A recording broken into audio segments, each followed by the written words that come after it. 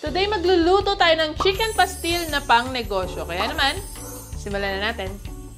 Una natin gagawin ay magpapakulo tayo ng tubig. Ilalagay natin yung isang maliit na bilog. Isang maliit na sibuyas. Ayan, so buo lang po yan. Tapos, lalagyan natin ng tanglad. Ito tanim ng tito ko sa aming bakuran. Tapos lalagay ko yung 1 kilong chicken breast fillet. So fillet na po para hindi na makadagdag sa timbang yung mga buto-buto, no?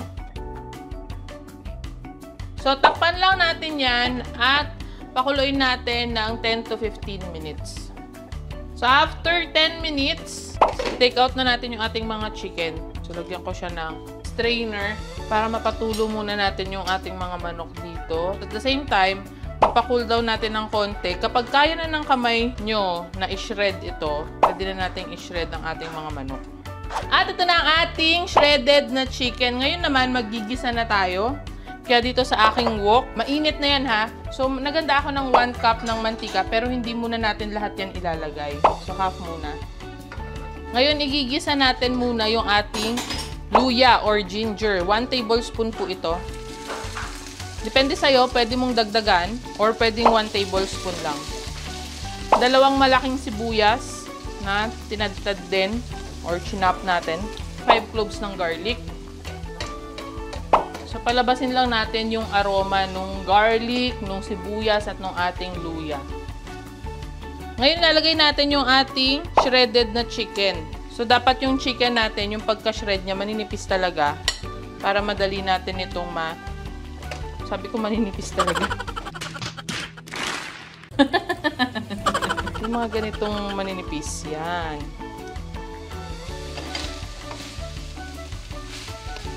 So, parang gagawin natin dito, isi-sear natin siya.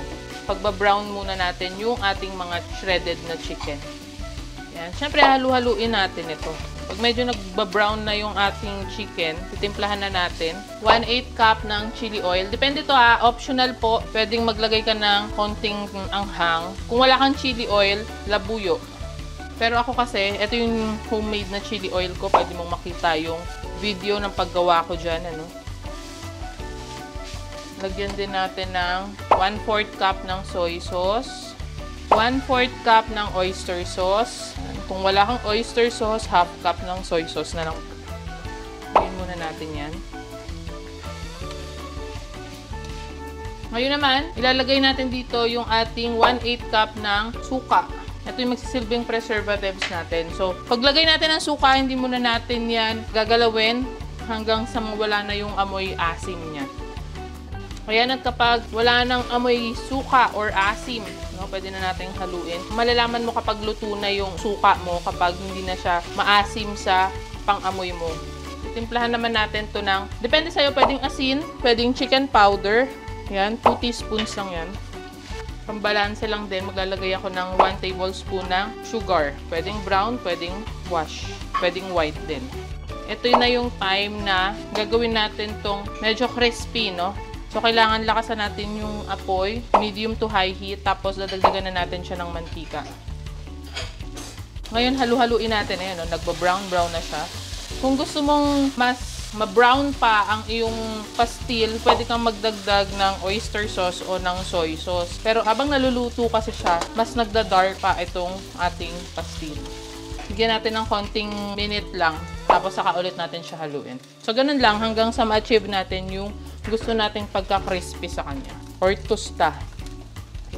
Ayan, at kapag unti-unti na siya natutusta, lalagyan naman natin ng black pepper. Itusta lang natin to hanggang sa makuha mo na yung gusto mong pagka-brown niya or pagka-tusta niya. Huwag lang sunog ha. Tapos, tikman mo kung okay na sa'yo yung lasa, patayin mo na yung apoy. Pero, kung medyo nakukulangan ka, ako kasi sakto na sa akin itong kanyang alat. Kung ikaw medyo nakukulangan ka, pwede kang magdagdag ng asin or oyster sauce, pampakulay at pampadagdag lasa. So, pwede na ang ating pastil. Medyo palamigin natin ng konti. At ito na ang ating chicken pastil. Ito.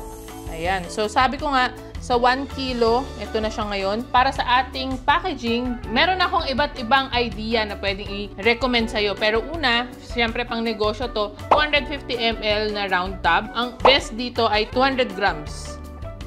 Good for 2 to 3 persons na to. Tapos, pwede rin naman na nakatab, may kanin, tapos may pastil. So, rice toppings, pwedeng ganun. So, marami, no? Pwede naman to, ibote mo din para kung gusto mong mas longer mo siyang mai-preserve or maibenta. Stock ka lang dyan. Pero, make sure na yung bote mo i-sterilize natin. So, ito, maglalas ng 7 days to 2 weeks. Alam mo ba na itong pastil na to mas masarap habang tumatagal.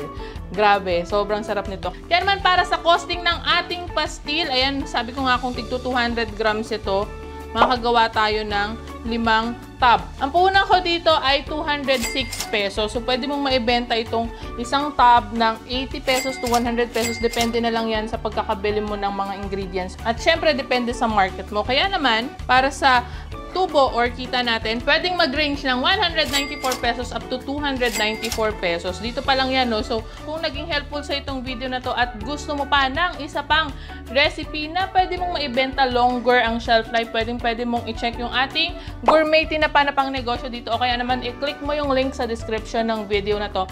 Like and share this video and of course, i-add to cart na ang ating mga certified foodpreneur shirts natin at saka iba pang mga kitchen statement shirts. Follow me on other social media platforms para updated ka pa sa mga negosyo recipes natin.